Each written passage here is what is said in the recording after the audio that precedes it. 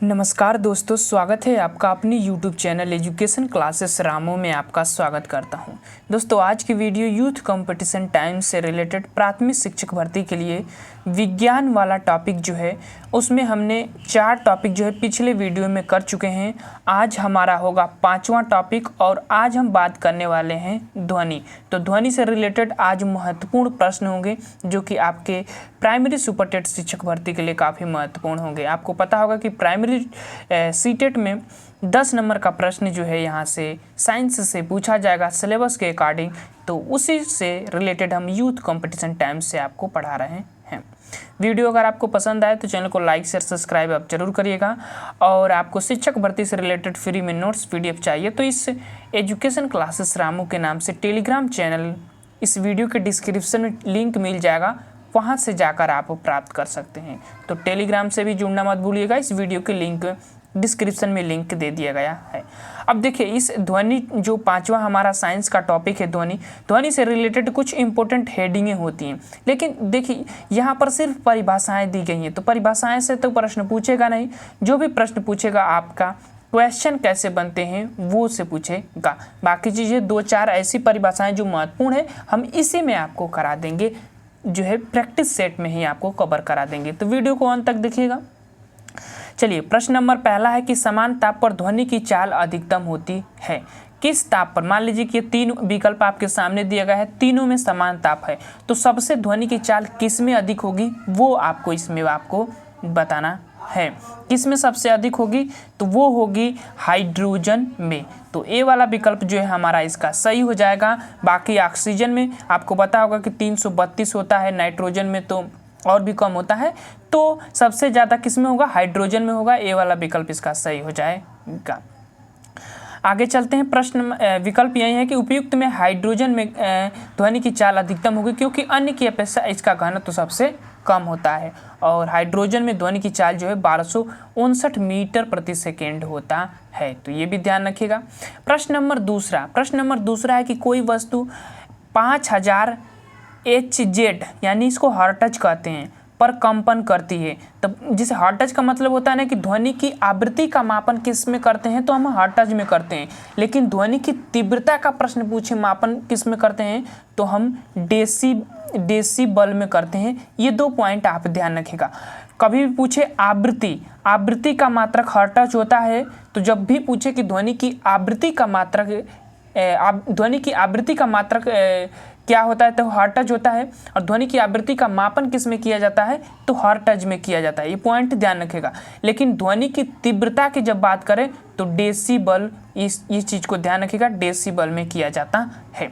Point ध्यान रखिएगा। अब ऐसे क्वेश्चन पूछा गया कि कोई वस्तु 5000 हर्ट्ज पर कंपन कर रही है तो उत्पन्न ध्वनि की आवर्तकाल क्या होता है? एक होता है आवर्तकाल और एक होता है क्या होता है? आवृत्ति होती है। ठीक है ना?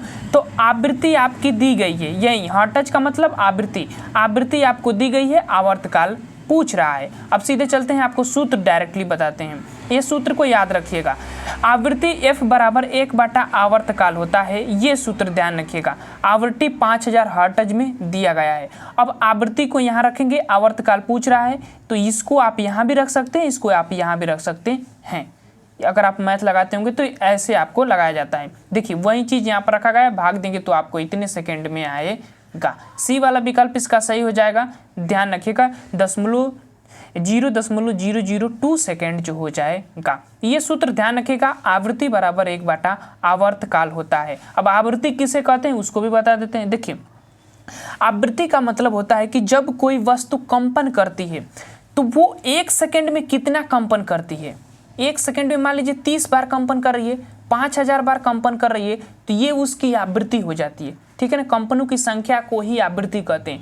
आवर्तकाल क्या होता है कि कितने समय में वो जो है कंपन कर रही है, मतलब 1 सेकेंड में कंपन कर रही है तो कितने समय में, काल का मतलब होता है समय, और आवर्तकाल मतलब वो कितनी बार अपनी प्रक्रिया को दोहरा रही है 1 सेकेंड में, वो उसका क्या हो जाता है? आवर्तकाल हो जाता है। आगे आपको पूरा अच्छा से समझ में आएगा। चलिए प्रश्न को देखते हैं। प्रश्न नंबर 3 है कि चिकित्सा के क्षेत्र में समस्याओं के अनुसंधान के लिए उपयोग किए जाने में पराश्रव्य ध्वनि तरंगों के कार्य करने की आवृत्ति होती है। पराश्रव्य ध्वनि के बारे में यहाँ पर पूछा गया है, ध्यान रखिएगा प्रश्न नंबर 3 में। इसको थोड़ा छोटा कर देते हैं। अब देखिए पराश्रव्य ध्वनि तरंगे 3 प्रकार की होती हैं। ध्वनि तरंगों की तीव्रता के आधार पर 3 प्रकार की होती हैं। एक होता है श्रव्य, एक होता है अपश्रव्य, एक होता है पराश्रव्य। पराश्रव्य यहाँ पर पूछ रहा है कि चिकित्सा के क्षेत्र में जब आप अनुसंधान में उपयोग करते हैं तो कौन सी श्रव्य तरंगे का उत्पन्न किया जाता है, तो पराश्रव्य का पहली चीज। दूसरी चीज, इसका मात्रक हर्ट्ज में कितना होता है वो आपको बताना है। तो पराश्रव्य का जो है 20,000 हर्ट्ज से ऊपर की ध्वनि जो होती है वो जो है पराश्रव्य कहलाती है। 20,000 हर्ट्ज से कम की जो ध्वनि होती है उसको हम कहते हैं अवश्रव्य। अवश्रव्य ध्वनि तरंगे जो है 20 हर्ट्ज से कम होती हैं तो, और 20 से 20,000 हर्ट्ज के बीच की जो ध्वनि तरंगे होती है उसको श्रव्य ध्वनि तरंगे कहा जाता है। ये चीजें भी ध्यान रखिएगा, श्रव्य ध्वनि तरंगे।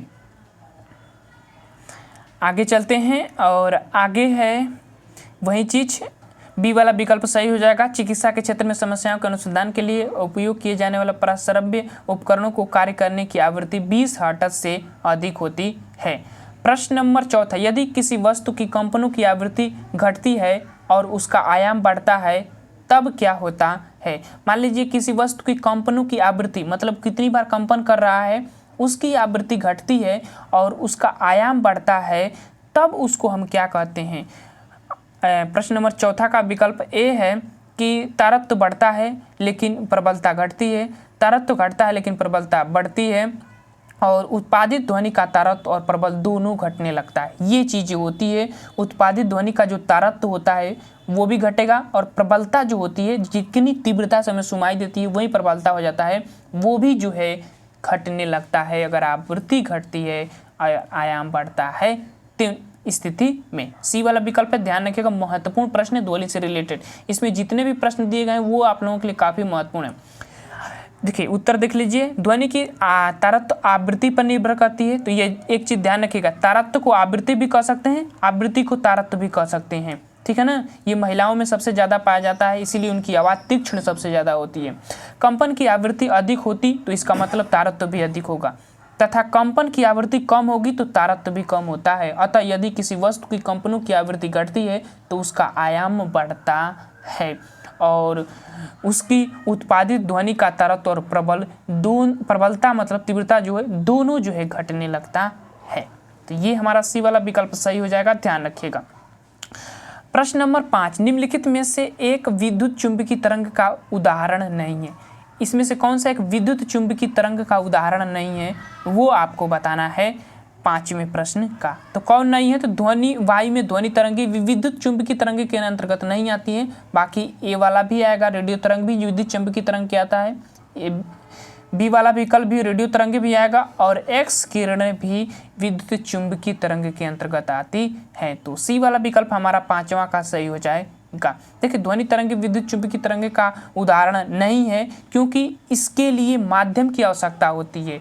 इसके विपरीत परावैगनी किरणें, रेडियो तरंगे और एक्स किरणें निर्वात में भी संचालित हो सकती है, इसीलिए किसी माध्यम की आवश्यकता नहीं होती है। तो ये भी पॉइंट ध्यान रखिएगा कि जो ध्वनि तरंगे होती है उसको तो पहली चीज माध्यम की आवश्यकता होगी, और निर्वात में माध्यम पाया नहीं जाता है तो ये निर्वात में गमन कर नहीं सकती। बाकी इन तीनों परावैगनी किरणें, रेडियो एक्टिव किरणें और एक्स किरणें के लिए ये कहीं भी गमन कर सकती है, इसीलिए ये विद्युत चुंबकीय तरंगे कहलाती हैं। पॉइंट ध्यान रखिएगा, महत्वपूर्ण है आप लोगों के लिए। प्रश्न नंबर 6, निम्नलिखित में से कौन सा प्रभाव ध्वनि तरंगों में नहीं पाया जाता है। कौन सा प्रभाव जो है ध्वनि तरंगों में नहीं पाया जाता है वो आपको इसमें से बताना है। तो जो ध्रुवण होता है ना वो जो है ध्वनि तरंगों में नहीं देखा जाता है। परावर्तन भी होता है, विवर्तन भी होता है, व्यतिकरण भी होता है। जब दो ध्वनियाँ एक साथ उत्पन्न होती तो वो सुनाई देने वाले व्यक्ति को नहीं सुनाई देता स्पष्ट, तो वो व्यतिकरण के कारण होता है। परावर्तन आपको समझ ही रहे हैं, विवर्तन आप भी समझ रहे हैं। तो ए वाला विकल्प जो है सही हो जाएगा, ध्वनि तरंगों में नहीं पाया जाता है, ध्रुवण जो है नहीं पाया जाता है। ध्रुवण ध्वनि तरंगों का गुण नहीं है, वरन यह प्रकाश तरंगों का गुण है। शेष 3 ध्वनि के लक्षण है। वास्तव में ध्रुवण प्रकाश संबंधी ऐसी घटना है जो अनुदैर्ध्य तरंग और अनुप्रस्थ तरंग के अंतर स्पष्ट कराती है। अनुदैर्ध्य तरंग में घूर्णन ध्रुवण की घटना नहीं होती है, इसीलिए ध्वनि तरंगे अनुदैर्ध्य तरंगे भी होती है। तो ये भी पॉइंट ध्यान रखिएगा। और प्रकाश तरंगे जो है अनुप्रस्थ तरंगे होती हैं। पॉइंट दोनों ध्यान रखिएगा। अब देखिए, यदि प्रकाश तरंग में कंपन प्रकाश तरंग संरचना की दिशा में लंबवत तल में एक ही दिशा में हो तो प्रत्येक दिशा में सम्मिलित न हो तो इस प्रकार से समतल ध्रुवण प्रकाश तरंग कहते हैं। प्रकाश संबंधी यह घटना ध्रुवण कहलाती है। तो एक चीज़ मैं आपको यहाँ थोड़ा बता देता हूँ, एक होता है अनुप्रस्थ तरंगे और एक होता है अनुदैर्ध्य तरंगे। तो अनुदैर्ध्य तरंगे क्या होती है कि वो अपने माध्यम स्थिति में जो है आगे पीछे मतलब समांतर गति करती है, ऐसे गति करती है। अनुदैर्ध्य तरंगे जैसे ध्वनि तरंगे हो गई, ऐसे गति करती हैं। लेकिन अनुप्रस्थ तरंगे क्या होती हैं, तो वो अपने माध्यम स्थिति में लंबवत गति करती हैं। जैसे ये देखिए, ऐसे अनुप्रस्थ तरंगे ऐसे गति करती है ऊपर नीचे, ठीक है ना। और इनके बीच का ये जो दूरी होता है, एक से दूसरे की दूरी होती है, उसी को तरंग दैर्ध्य कहा जाता है। इससे भी प्रश्न पूछता है, ध्यान रखिएगा। तो प्रश्न नंबर 7 है कि ध्वनि का तारत्व निर्भर करता है, तो किस पर? तारत्व का मतलब आवृत्ति, मैंने अभी बताया, ये वाला विकल्प इसका सही हो जाएगा। ध्वनि का तारत्व आवृत्ति पर निर्भर करता है। जितना आपकी आवृत्ति अधिक होगी उतना ही आपका तरंग भी अधिक होगा। आवृत्ति को फिर से एक बार समझा देते हैं। आवृत्ति का मतलब होता क्या है कि आप कोई भी वस्तु अगर कंपन कर रही है तो वो कितना कंपन कर रही है वही उसकी आवृत्ति हो जाती है। यानी कि 1 सेकंड में वो कितना कंपन कर रही है वो उसकी जो है आवृत्ति हो जाती है। ध्यान रखिएगा, 1 सेकंड में जितना कंपन करती है वो उसका आवृत्ति हो जाता है। और एक आवृत्ति करने में आवर्तकाल में क्या होता है कि एक आवृत्ति, मान लीजिए कि एक बार कंपन करने में कितना समय लगता है, समय का मतलब काल, और काल लगता है तो आवर्तकाल, कितना समय लगता है एक कंपन पूरा करने में, उसी को आवर्तकाल कहते हैं। दोनों की परिभाषाएं ध्यान रखिएगा, मैंने आपको समझा दिया हूँ। अब देखिए, इसका जो है आवृत्ति वाला विकल्प सही हो जाएगा। तारत्व का मतलब आवृत्ति, अब तारत्व को आवृत्ति भी समझ सकते हैं। ध्वनि का तारत्व आवृत्ति के समानुपाती होता है, मैंने अभी बताया। आवृत्ति अधिक होने का मतलब तारत्व अधिक होता है, अर्थात ध्वनि सुरीली होती है। आवृत्ति कम होने पर तारत्व कम होता है और ध्वनि जो है भारी महसूस होती है। ये पॉइंट थी प्रश्न नंबर 8। डैश डैश से अधिक प्रबलता का शोर मानव शरीर के लिए कष्टदायक होता है, तो कौन सा कष्टदायक जो है शोर होगा वो आपको बताना है किसने। अब यहाँ पर एक पॉइंट ध्यान रखिएगा, डेसिबल में दिया गया है, ये डी और बी दिया है तो डेसिबल इसका मतलब हो जाता है।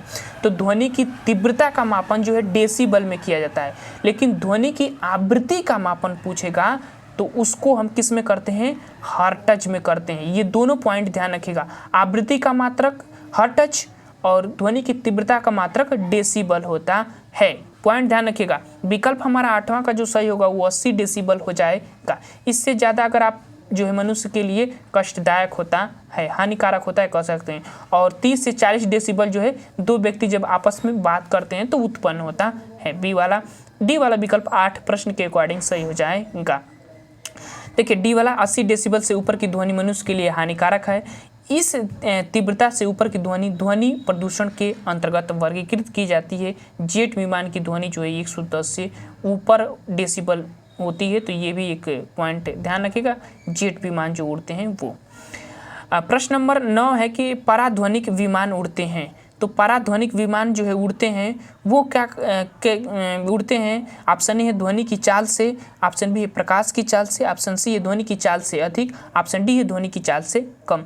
तो जो पराध्वनिक जो विमान होते हैं ना वो कभी भी उड़ते हैं तो ध्वनि की चाल से अधिक उड़ते हैं। ध्वनि की चाल वायु में 332 मीटर प्रति सेकेंड होती है। ये चीज़ें ध्यान रखिएगा, ये आप लोग के लिए महत्वपूर्ण है। सी वाला विकल्प 9 का सही हो जाएगा। देखिए, वेग और ध्वनि की चाल, मतलब वेग जो हो जाएगा वो पराध्वनिक का वो 332 से ऊपर होगा, ध्वनि की चाल से अधिक होता है विमान की चाल। अब चलिए, प्रश्न नंबर 10 है कि पराध्वनिक गति का मापन किस इकाई इसमें होता है वो आपको बताना है। तो पराध्वनिक को कभी भी हम मापते हैं तो मैक संख्या में नापी जाती है। ए वाला विकल्प इसका सही हो जाएगा, 10 का ए वाला विकल्प। थ्योरी में समझ में आएगा, जैसे वायुयान की चाल को मैक संख्या में मापा जाता है क्योंकि उसकी ध्वनि की चाल से ज़्यादा उसकी चाल होती है वायुयान की। अब देखिए, मैक संख्या बराबर किसी भी माध्यम में पिंड की चाल बटा उसी माध्यम में ध्वनि की चाल रख कर निकाल सकते हैं। कुछ पॉइंट है जो काफ़ी महत्वपूर्ण है। जैसे पहला पॉइंट है कि यदि मैक संख्या 1 से अधिक है तो पिंड की चाल पाराध्वनिक कहलाती है। पाराध्वनिक, पॉइंट ध्यान रखिएगा, 1 से अधिक रहेगा मैक संख्या तो पाराध्वनिक कहेंगे, लेकिन मैक संख्या 5 से अधिक जब हो जाता है तो उसको हम अति पाराध्वनिक चाल कहते हैं। अति पाराध्वनिक चाल से चलता पिंड अपने पीछे प्रघाती तरंगे छोड़ता है, जिससे मकानों व अन्य इमारतों को नुकसान पहुंचाया जाता है। अब देखिए यही पॉइंट मैं आपको समझा रहा था नीचे वाला कि जो है आवृत्ति का मात्रक हर्ट्ज होता है। पॉइंट ध्यान रखिएगा, नाट संख्या चाल का मात्रक है, यह एक समुद्री मील 1.85 किमी प्रति घंटा के बराबर होता है। तो एक नाट पूछेगा ना तो इतना हो जाता है, 1.852 किमी हो जाता है। 1 किलोमीटर लगभग 852 मीटर कह सकते हैं इसको। समुद्री दूरी नाट में मापी जाती है, ये पॉइंट ध्यान रखिएगा। रिएक्टर स्केल में भूकंप की तीव्रता मापा जाता है और भूकंप का मापन जो है सिस्मोग्राफ में किया जाता है, उसकी तीव्रता का मापन रिएक्टर स्केल में किया जाता है। प्रश्न नंबर 11 है कि समान प्रावस्था में कंपायमान माध्यम के किन्हीं दो सबसे निकटतम कणों के बीच की दूरी डैश डैश होती है। बहुत अच्छा प्रश्न है। समान प्रावस्था में कंपायमान माध्यम के किन्हीं दो सबसे निकटतम कणों के बीच की दूरी को क्या कहते हैं। मान लीजिए कोई वस्तु कंपन कर रही है, तो ऐसे कंपन कर रही है तो यही पूछ रहा है कि इन दोनों के बीच की दूरी क्या होगी। देखिए मैं आपको यहाँ पर लिख रहा हूँ, ये है वस्तु और ऐसे कंपन कर रही है, तो यहाँ से और यहाँ के बीच की दूरी को हम क्या कहते हैं वही बताना है, तो उसको तरंग दैर्ध्य कहते हैं। ए वाला विकल्प जो है सही हो जाता है। ये पॉइंट ध्यान रखिएगा, लैम्डा से इसको डिनोट किया जाता है, लैम्डा ऐसे बनता है, लैम्डा ऐसे बनता है और ए वाला विकल्प जो है इसका सही हो जाएगा। उसको तरंग दैर्ध्य कहते हैं, दो तरंगों के बीच की दूरी को वही पूछ रहा है। देखिए यहाँ पर समझा भी दिया है कि तरंग गति के समान काल में कंपन करने वाली दो क्रमागत कणों के बीच की दूरी को तरंग कहते हैं।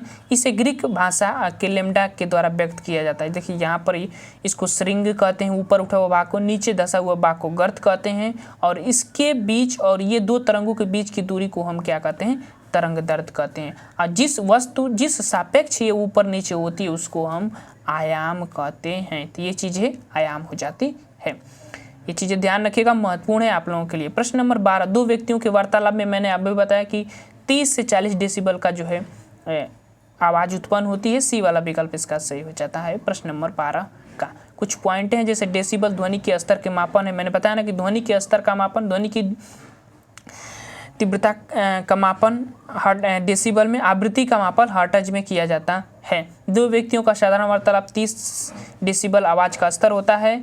और यहाँ देख लीजिए कुछ है, जैसे साधारण बातचीत करते हैं तो 30 से 40 डेसिबल, जोर से बातचीत करते हैं तो 50 से 60, मोटरसाइकिल विद्युत मोटर 110 हो जाता है, साइरस जो 110 से 120, जेट विमान 140 से 150, मशीन गन जो है 170 और मिसाइल जो है 180 से ऊपर के डेसिबल की आवाज़ें साउंड उत्पन्न करती हैं। प्रश्न नंबर 13, रेडियो तरंगे का वेग कितना होता है। तो रेडियो तरंगे का वेग जो है 3 × 10⁸ मीटर प्रति सेकंड लगभग प्रकाश के वेग के समान होता है। ए वाला विकल्प जो है इसका सही हो जाएगा। तो रेडियो तरंगों का वेग प्रकाश के वेग के समान वेग का होता है, तो इस तरह से 3 × 10⁸ मीटर प्रति सेकंड होता है। ध्यान रखिएगा। अब प्रश्न नंबर 14, आवृत्ति मापने की इकाई का नाम बताइए। तो हर्ट्ज कई बार बात कर चुका हूँ, सी वाला विकल्प इसका सही हो जाता है।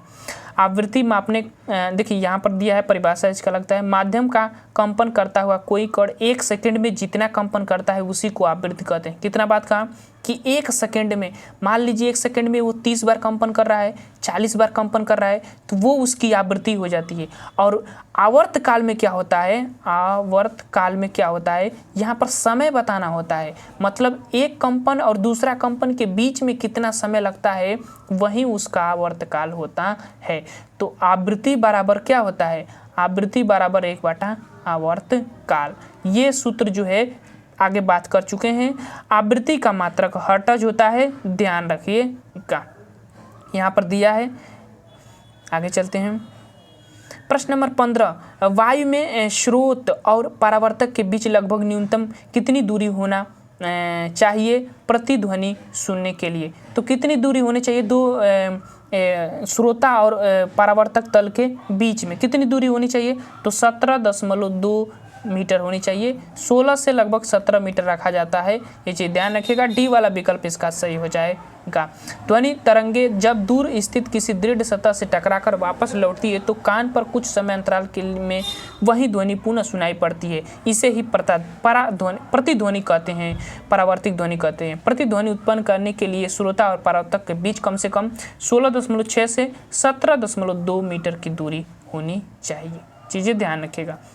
प्रश्न नंबर 16 है कि महिलाओं की तीखी आवाज़ डैश डैश के कारण होती है। किसके कारण होती है? बहुत महत्वपूर्ण प्रश्न है।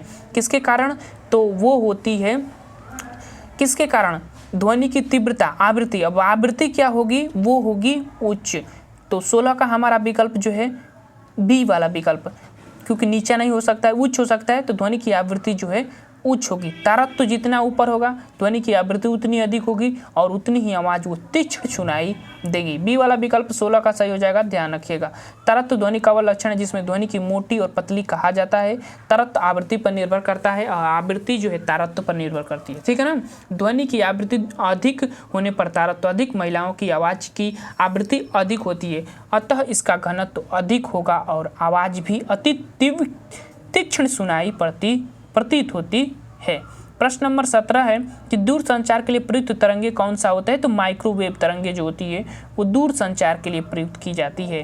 तो डी वाला विकल्प जो है इसका सही हो जाएगा प्रश्न नंबर 17 का। ध्यान रखिएगा, दूर संचार के लिए प्रयुक्त तरंगे माइक्रोवेव तरंगे होती है। दूर संचार के लिए सूक्ष्म तरंगों का प्रयोग किया जाता है। वर्तमान में ऑप्टिकल फाइबर इन किरणों का उपयोग किया जाता रहता है। प्रश्न नंबर 18, जब दो लोग आपस में बातचीत करते हैं तो कितने डेसिबल की ध्वनि उत्पन्न होती है? कितने डेसिबल की? कई बार ये प्रश्न आ चुका है। 30 डेसिबल की बात होती है। सी वाला विकल्प जो है इसका सही हो जाएगा 18 का। ध्यान रखिएगा, डेसिबल ध्वनि की तीव्रता नापने की इकाई है और ध्वनि की आवृत्ति नापने की इकाई क्या होता है? हर्ट्ज होता है। ध्यान रखिएगा, 2 पॉइंट। ध्वनि की तीव्रता में उत्पन्न करने वाली कंपनी वस्तु के आयाम पर निर्भर करती है। कंपन का आयाम बढ़ने पर ध्वनि की तीव्रता में भी वृद्धि होती जाती है तथा आर्द्रता में भी वृद्धि होने पर ध्वनि की चाल में बढ़ जाती है। दो व्यक्तियों के बातचीत में 30 से 50 डेसिबल या 40 डेसिबल उत्पन्न होता है। फुसफुसाहट में 15 से 20 डेसिबल, फुसफुस बुनबुनाते हैं उसको कह रहा है, 15 से 20 डेसिबल उत्पन्न होता है। गुस्से में बात करेंगे तो 70 से 80 डेसिबल और लाउड स्पीकर में बात करेंगे तो 70 से 100 डेसिबल के बीच में आवाज़ होता है। और यहाँ पर एक पॉइंट दिया गया है, ये ध्यान रखिएगा कि ताप या आर्द्रता में वृद्धि, मतलब गर्माहट जितनी बढ़ेगी उतना ही ध्वनि की चाल बढ़ेगी। तो ये भी पॉइंट ध्यान रखिएगा, ताप या आर्द्रता में वृद्धि होती है ना तो ध्वनि की चाल में वृद्धि होती है। प्रश्न नंबर 19, सितार और बांसुरी पर एक ही स्वर बजाया जाए तो उनसे उत्पन्न ध्वनि का भेद निम्नलिखित में से अंतर का कारण किया जा सकता है। तो क्या कारण किया जा सकता है? प्रश्न नंबर 19 में आपको बताना है, वो हमारा विकल्प होगा केवल ध्वनि गुण जो है उत्पन्न होता है। सी वाला विकल्प जो इसका सही हो जाएगा। सितार और बांसुरी पर एक ही स्वर बजाया जाने की स्थिति में उसमें उत्पन्न ध्वनि का भेद ध्वनि गुणता के कारण किया जाता है। ध्वनि की गुणता ध्वनि में उपस्थित संनादी तथा ध्वनि स्वरों की संख्या, उनका परस्पर महत्व आदि पर निर्भर करती है।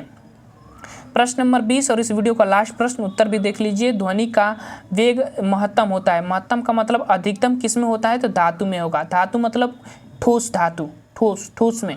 तो पहले क्या होता है? पहले ठोस में, फिर उसके बाद द्रव में, फिर उसके बाद गैस में होता है। तो इनका क्रम होता है इसी तरह, ध्यान रखिएगा। तो बी वाला विकल्प ऑप्शन के अकॉर्डिंग सही हो जाएगा। और कुछ देख लेते हैं, सबसे ज़्यादा किस में होता है? कार्बन डाइऑक्साइड में 260 होता है, वायु में 232 मीटर प्रति सेकेंड होता है और हाइड्रोजन में पूछा जाता है 1296 मीटर प्रति सेकेंड होता है। और सबसे ज़्यादा जो है एल्युमिनियम में होता है जो कि धातु है, 5640 मीटर प्रति सेकेंड होता है। तो ठोस धातु में होती है, लोहा भी ठोस में आता है, लेकिन लोहा में 5130 मीटर प्रति सेकेंड होता है। ये चीज़ें ध्यान रखिएगा। ये थे कुछ ध्वनि से रिलेटेड महत्वपूर्ण पॉइंट।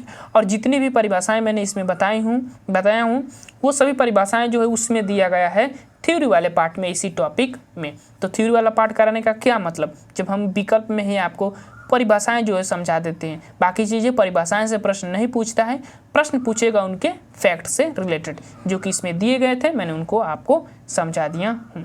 चलिए दोस्त वीडियो को समाप्त करते हैं। वीडियो पसंद आए तो चैनल को लाइक शेयर सब्सक्राइब जरूर करिएगा। Thank you for watching this video.